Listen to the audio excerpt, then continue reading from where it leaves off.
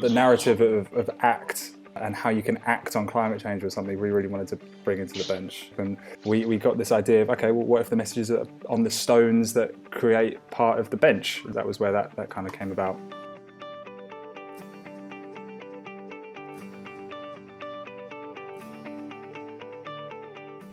As part of LFA 2022, we unveiled 5 new benches in the Royal Docks as part of the Pews and Perches design competition with the Royal Docks team. Now in its 3rd edition, this series of 5 benches aims to improve London public realm, celebrate emerging architectural talent, and connect people with the buildings and spaces around them. We caught up with each of the winning designers to find out the story behind the benches. Here, Tim and Toko tell us about their bench, Turning Tide.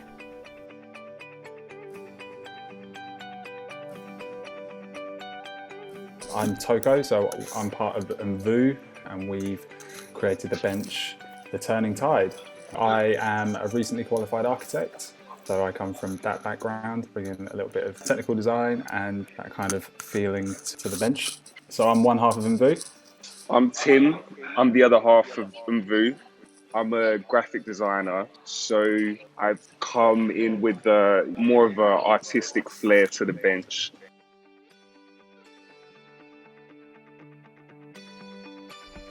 So we started off by looking at the Royal Docks and looking at the history of the docks. So we had an idea of wanting to use materials as the starting point.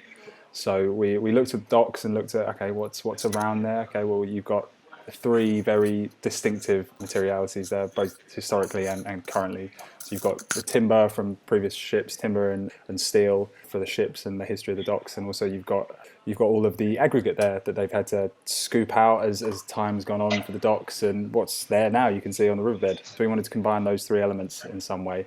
So that was our starting point, and then the narrative of ACT and how you can act on climate change was something we really wanted to bring into the bench. And we had this idea of, okay, what if we can, well, firstly, what if we can have someone like a previous generation influence the current generation to act? And okay, how can we do that? Okay, well, we can use the bench to create messages. And that was the idea of, okay, well, the younger generation can write messages for the current generation to act on their behalf because it's soon to be their world.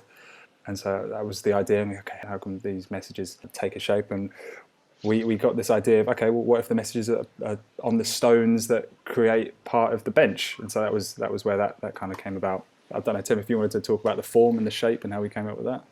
Well, yeah.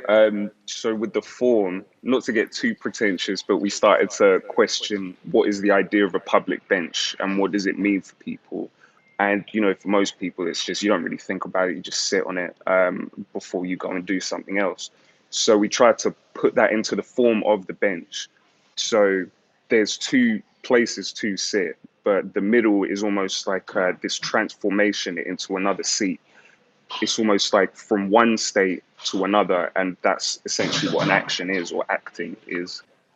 It was quite important to us as well because it was all about sustainability for the materials, so we didn't want to use any plastics. And once you start looking at materials, that can heavily impact what you're able to do with the shape and how you build it. So we didn't, we want to be able to dismantle this and move it to another place or reuse it in a certain way. So that was quite key to us. And starting off with the materials was the jumping off point. So we went through, well, firstly, when we got the materials, so we went through a lot of different sketches. So Tim and I, we spent quite a few evenings, sketching and just throwing ideas between each other, sending WhatsApps and just like, what do you think about this? What do you think about that? That kind of thing, which was really fun, really, really good. And it's a hell of a lot easier now that you can do it all, like sharing your screen and all of that, even if you're just on lunch. For me, it was a massive learning process because this was more Toko's world with architecture.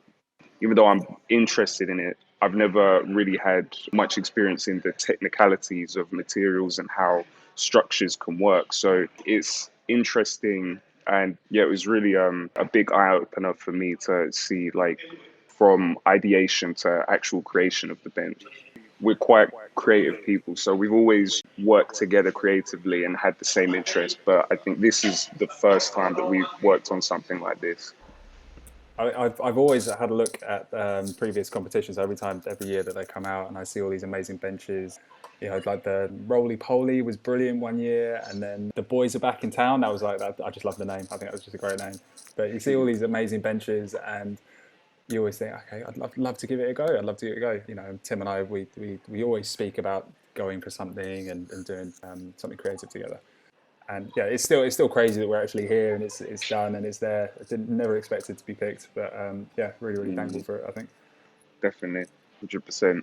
And I think also it's just a chance to work together, you know, because sometimes, like, when life gets in the way and, you know, you don't see each other as much. So it's a chance to also work together and stay close and creative. And it's been like a really great process, definitely.